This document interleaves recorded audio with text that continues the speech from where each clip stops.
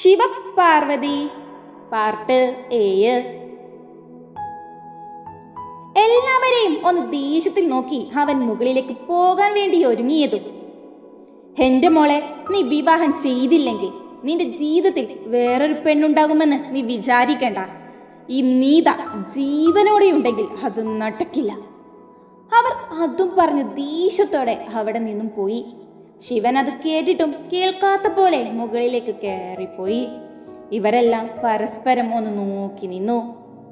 ഒന്നും മിണ്ടാതെ മുത്തശ്ശി അവിടെ നിന്നും പോയി. അവസാനം ആരും ഒന്നും മിണ്ടാതെ അവിടെ നിന്നും പിരിഞ്ഞു പോയി. പാറു എല്ലാം കേട്ട് അന്തം വെട്ട് നിൽപ്പാണ്. എന്താ ഇവിടെ ഉണ്ടായേ? ആതിരയുടെ മീകളെല്ലാം നിറഞ്ഞിരുന്നു. ആദി ടാ, അവൾ എന്തെന്ന പോലെ അവളെ നോക്കി. ഇവിടെ നടന്നത് എന്താ?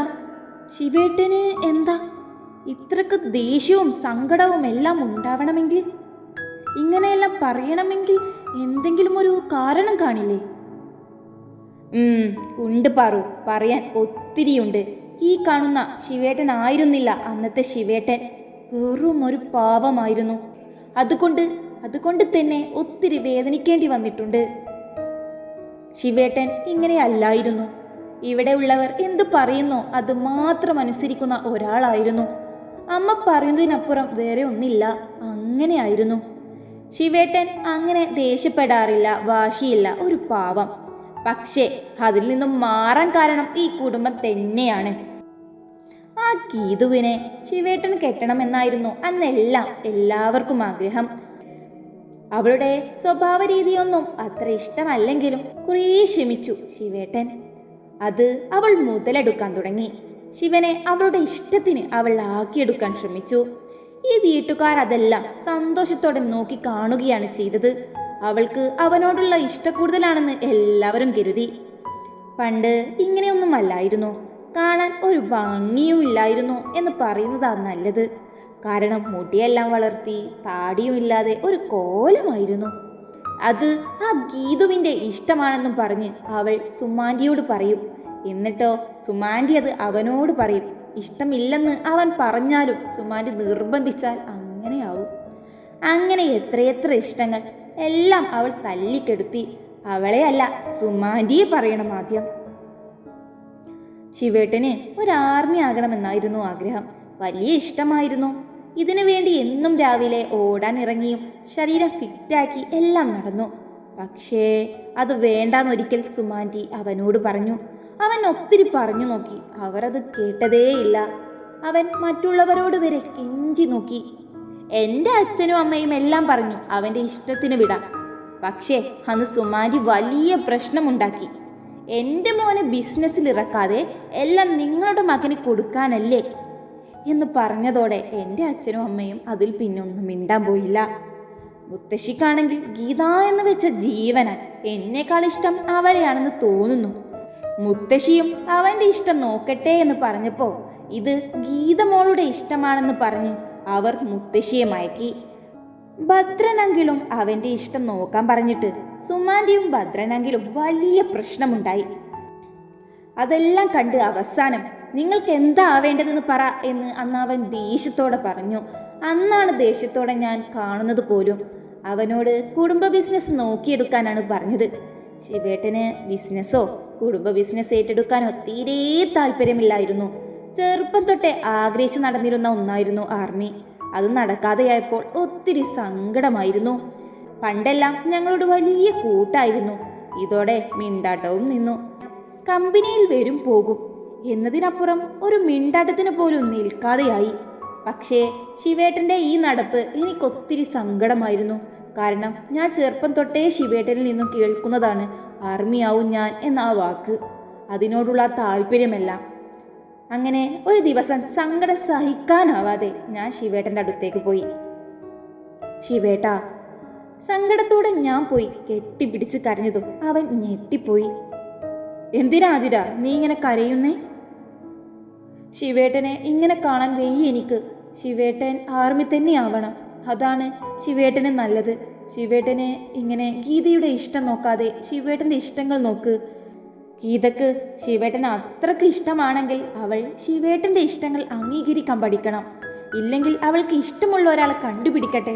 ശിവേട്ടൻ എന്തിനു വേണ്ടിയാ ഇങ്ങനെയെല്ലാം സഹിച്ച് വേദനയോടെ നടക്കുന്നേ? നീ എന്തൊക്കെയാ ആതിര ഈ പറയുന്നേ? ഗീതയുടെ ഇഷ്ടമോ? എനിക്കൊന്നും മനസ്സിലായില്ല. അപ്പോ ശിവേട്ടന് അതൊന്നും അറിയില്ലേ? ഗീതുവിൻ്റെ ഇഷ്ടപ്രകാരമല്ലേ ശിവേട്ടനിൽ ഇങ്ങനെ മാറ്റമെല്ലാം ഉണ്ടാക്കിയേ, ശിവേട്ടൻ്റെ താല്പര്യങ്ങളെല്ലാം മാറ്റിയേ? ഗീതയോ? ഇതെല്ലാം അമ്മ പറഞ്ഞിട്ടല്ലേ? എനിക്കെന്ത് ചെയ്യാൻ പറ്റും? സ്വന്തം അമ്മയല്ലേ. ഓ, അപ്പോ ശിവേട്ടൻ അതൊന്നും അറിയില്ലേ? ഗീതയുടെ ഇഷ്ടമാ സുമ്മ വല്യമ്മ ശിവേട്ടനിൽ അടിച്ചേൽപ്പിക്കുന്നത്. സത്യം പറഞ്ഞ ശിവേട്ടന് അതൊന്നും അറിയില്ലെന്ന് എനിക്കറിയില്ലായിരുന്നു. അന്ന് വലിയൊരു തർക്കമുണ്ടായി. അന്ന് ശിവേട്ടൻ സുമാനിയോട് ഒത്തിരി ദേഷ്യത്തോടെ സംസാരിച്ചു. അന്ന് എല്ലാവരോടും ദേഷ്യത്തോടെ ഒന്നും രണ്ടും പറഞ്ഞ് ശിവേട്ടൻ വീട് വിട്ടിറങ്ങിപ്പോയി. പിന്നീട് വർഷങ്ങൾക്ക് ശേഷം ഇപ്പോഴാ തിരിച്ചു വരുന്നത്. ഞാനാണ് എല്ലാം അവനോട് പറഞ്ഞു കൊടുത്തേ എന്നൊരു ദേഷ്യം സുമാനിക്ക് ഇപ്പോഴുമുണ്ട്. അന്ന് ആ ഗീത ഫുൾ വിദേശത്തായിരുന്നു. അവിടെ നിന്നുമാണ് സുമാനിയോട് ഇങ്ങനെയോരോന്ന് പറഞ്ഞ് ശിവേട്ടനെ അവളുടെ വരുതിയിലാക്കാൻ ശ്രമിച്ചത്. അവൾ അന്ന് ഇവിടെ ഉണ്ടായിരുന്നെങ്കിൽ ശിവേട്ടൻ അവളെ വെച്ചേക്കില്ല. ഇതാണ് മോളെ ആ വലിയ കഥ. അതും പറഞ്ഞ് വലിയൊരു ദീർഘശ്വാസം വിട്ടു. അപ്പോ അതാണ് നിനക്കും അവളെ ഇഷ്ടമല്ലാത്തത് അല്ലേ? എനിക്ക് അവളുടെ സ്വഭാവം ഇഷ്ടമേ അല്ല. അത്രക്ക് ഇഷ്ടമാണെങ്കിൽ അവൾ ഇങ്ങനെ സ്വപ്നങ്ങളെ തല്ലിക്കെടുത്താതെ ഒപ്പം നിൽക്കുവാണ് വേണ്ടിയിരുന്നത്. ആ പിശാചിന് ഞാൻ പണി കൊടുക്കുന്നുണ്ട്. ആതിരാ, അയ്യോ അമ്മ വിളിക്കുന്നു, ഞാൻ പിന്നെ വരാവേ.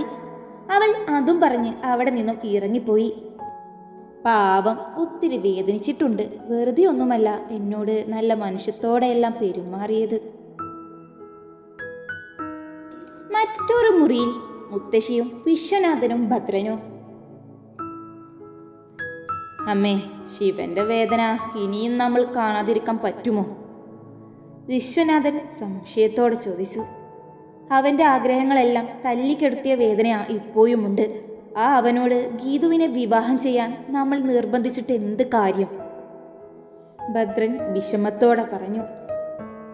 ശരിയാ, അവന്റെ വേദന അന്ന് നമ്മൾ ആരും കണ്ടില്ല. ഇപ്പോൾ അവളുടെ വേദന പറഞ്ഞ് ഇനി അവൻ്റെ അടുത്തേക്ക് പോകാനും പറ്റില്ല. മുത്തശ്ശി, അവനിനി പല ഇഷ്ടവും ഉണ്ടെങ്കിൽ ഇതെങ്കിലും നമ്മളൊന്ന് നടത്തി കൊടുക്കുക. എല്ലാം തല്ലിക്കെടുത്തിയിട്ടേ ഉള്ളൂ.